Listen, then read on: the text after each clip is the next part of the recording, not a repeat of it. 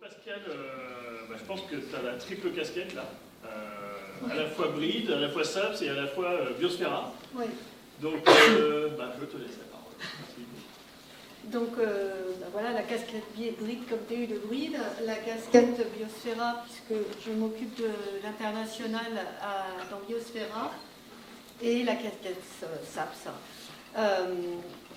Ce que je voulais vous montrer, c'est que, vous avez vu, on rayonne de plus en plus, on a commencé à rayonner à l'intérieur, à l'extérieur, en France, et vous avez vu plusieurs interventions où finalement il y aura des articles internationaux, et on a la chance d'être adossé avec la GS Biosfera.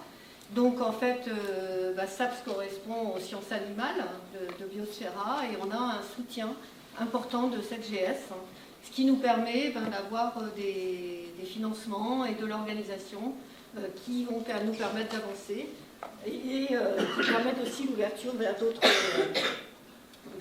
projets. Donc, déjà, dans SAPS, il y a deux unités qui ont des laboratoires internationaux associés. Il y a l'unité Gavi avec l'Inde pour le LIA GIMIC, pour Genetic Improvement of Indian Cattle and Buffaloes, avec une fondation de développement de la recherche en Inde. Donc, en fait, il y a des échanges qui se font, qui sont privilégiés. Ça ne veut pas dire qu'il n'y a pas plein d'autres échanges, bien sûr. Et puis nous, au niveau de Bride, on vient de signer, le mois dernier, enfin il y a quelques jours, un laboratoire international associé qui s'appelle GRACE, Global Ruminant Heat Stress, Improving Resilience to Atmospheric Conditions, avec l'Université de Floride et en particulier l'University of Florida Animal Science Department. Donc ce qui fait qu'on a aussi beaucoup d'échanges et en fait le gros intérêt pour nous, c'est que les chercheurs avec qui on travaille sont spécialistes du stress thermique. Ils y sont confrontés, pas au quotidien, mais 6 mois de l'année, avec les conditions climatiques que vous connaissez en Floride. Et alors le challenge, ça a été de le faire signer sous Trump, mais ça a été fait.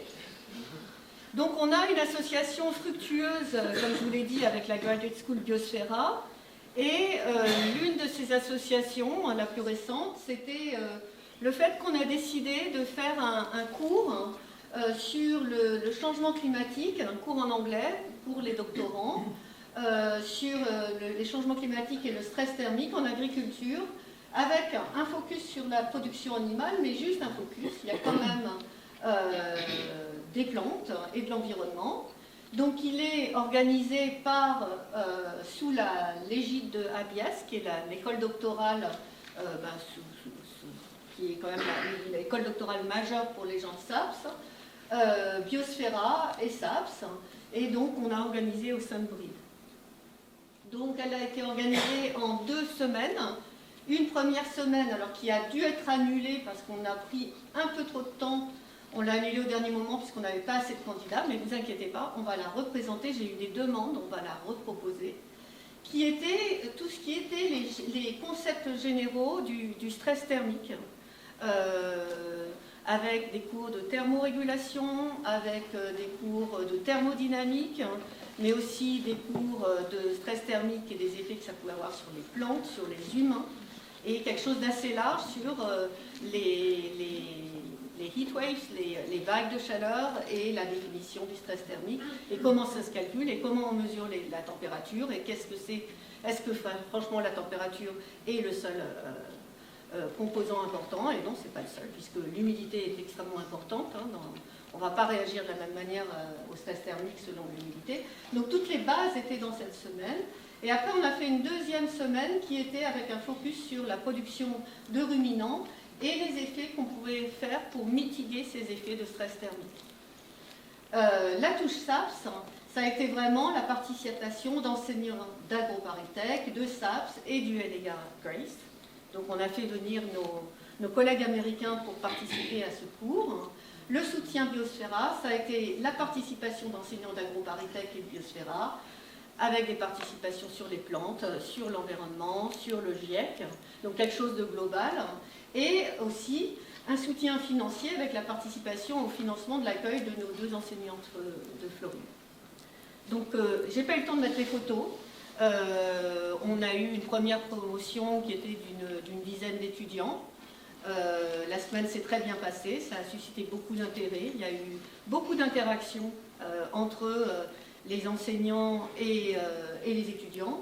On avait des étudiants francophones et anglophones, mais tout a été fait en anglais. Et donc, clairement, au niveau de SAPS et au niveau de Biosfera, on aimerait continuer et recommencer, d'autant plus qu'on a un LIA qui nous permet de continuer à proposer cette formation et l'élargir et peut-être voir avec tous les membres de SAPS, parce que bien sûr, là, on n'a pas inclus les pathologies et l'évolution des pathogènes. Ça pourrait être vraiment intéressant. On a toutes les ressources au niveau de SAPS, au niveau aussi des parasites. Donc je pense qu'on peut vraiment implémenter quelque chose à ce sujet.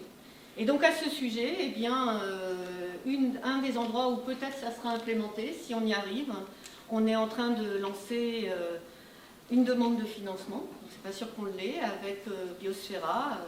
Avec Claire, on est parti de cette nouvelle aventure pour faire un co-fund, qui est donc une demande de projet européen où on pourrait recruter un nombre assez important de doctorants, dont une partie viendrait dans SAPS. Et donc, on proposera aussi ce genre de cours pour les doctorants qui seront recrutés. Donc, qui seront recrutés, vous voyez bien que je ne doute pas pour le fait qu'on y arrivera. Et puis, eh bien, une autre chose dont bénéficient les membres de SAPS, au moins sur le périmètre Saclay, malheureusement pas pour l'instant le périmètre donc, de l'Université de Créteil, mais on a un appel à projet de mobilité des doctorants qui a pour objectif de promouvoir une expérience internationale pour les doctorants de Biosfera, dont ce SAPS, donc avec des bourses dédiées pour une mobilité qui est destinée à placer du temps dans un laboratoire partenaire à l'étranger, partenaire de l'unité où sont placés les doctorants. Il faut que le doctorant passe au minimum de 15 jours dans le laboratoire. Il faut absolument justifier d'un petit cofinancement et il faut que le sujet rentre dans le schéma scientifique de Biosfera. Mais on a une thématique sur les sciences animales. Et donc, on va aider ces doctorants à apprendre, à venir visiter un laboratoire pour apprendre de nouvelles techniques. Les candidatures se font au fil de l'eau et on finance jusqu'à 2 000 € en Union européenne et 3 000 € hors UE. Et donc, vous voyez l'évolution des candidatures. En 2023, on a lancé le programme. On a financé 3 candidatures. En 2024, on a continué, on a financé 9 candidatures. Et en 2025, à l'heure actuelle, on a financé 12 candidatures. Et donc, on espère pouvoir soutenir une augmentation des financements qu'on peut faire. Et donc, ça, c'est un appel aussi à tous les membres de SAPS qui rentrent dans Biosfera. C'est quelque chose qui peut être intéressant. Et donc, vous voyez, on a eu des destinations comme Wageningen, Zurich, Aarhus, l'Allemagne avec le Helmholtz Center à Potsdam, l'Australie, le Mexique, Montréal, et ça c'est uniquement les destinations pour 2025. Voilà, et puis bien voilà, c'est tout ce que j'avais à vous dire. Donc on a la chance finalement d'avoir le fait que SAPS est démarré au moment où finalement l'Université Paris-Saclay est démarrée, qu'on était impliqué dans le démarrage des graduate schools, nous permet de valoriser SAPS et nos thématiques au sein de l'université et à l'international. Merci.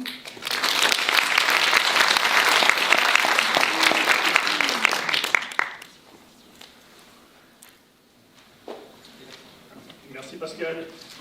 Effectivement, tu nous as bien exposé le lien fort entre Biosfera et SAPS et l'Université Paris-Saclay et continuer cette formation par la recherche au niveau des doctorants après les masters.